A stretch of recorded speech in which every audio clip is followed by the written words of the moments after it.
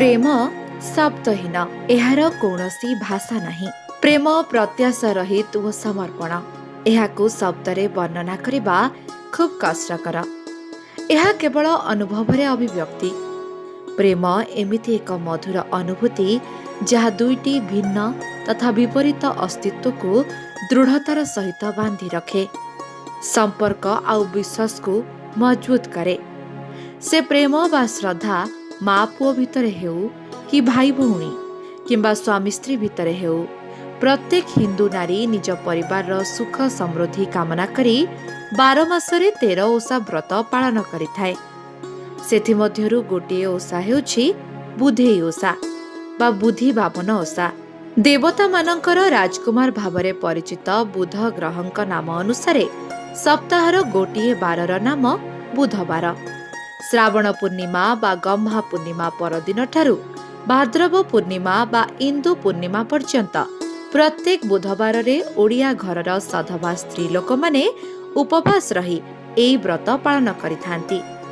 बुद्धि बा बुधेई हेउछंती भैरवी बा विमला एवं बामन कहिले भैरव, जे कि स्वयं महाप्रभु जगतर नाथ जगन्नाथ। अतएव एई ओषार आराध्य देवादेवी हेले महाप्रभु श्री जगन्नाथ एवं माँ विमला। ज्योतिष शास्त्र अनुसार एई ओषारे नारी रूपी बुद्धि बा मंगला को पूजा करा जाए, कारण एमाने सृष्टिकर्ता। बुध मध्य महाप्रभु श्री जगन्नाथଙ୍କ शरीर अधर क्षेत्र भावरे परिचित। अधर हेउची वाणी क्षेत्र बा आशीर्वाद क्षेत्र। एथिपाई ओडिया सधवा नारी माने आपातत पुत्र संतान कामना करी बा पुत्रर मंगल कामना करी एई ओषा करिथांती। एही व्रतरे गोटिए शिल ओ शिलपुआ को धोई पोछि एक पीढ़ार आस्थान उपरे स्थापना करा जाए ओ अँला को गंगा जल रे धोई ता सहित हळदी ओ मेथी बाटी सेथिरे दुईटी मूर्ति शिल ओ शिलपुआ उपरे प्रस्तुत करा जाए। एई दुई मूर्तिंकर नाम बुधेई ओ सुधेई। कौड़ी ओ गुआरे से मूर्तिंकर आखि नाक ओ पाटी आदि तैयारी करी आखिरे कजल एवं मथारे सिंदूर लगा जाए। हलदिया फूल एवं बेलपत्र रे मूर्ति को सजाई नाली साड़ी पिंधाई ओढ़ना दिया जाए। केतेक स्थान रे फूलमाଳ बदଳରେ से प्रतिमा मानकु खईमाଳ पिंधा जाई थाए।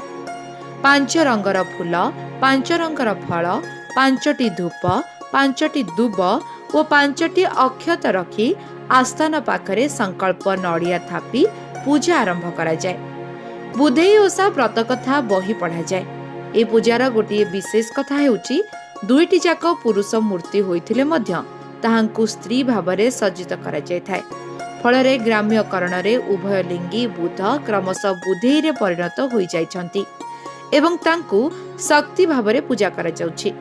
स्वयं श्री जगन्नाथ आषाढ़ बामन हेले मध्य भाद्रवरे बुद्धि बामन रे परिणत होई एथिरे पूजा पाई थांती।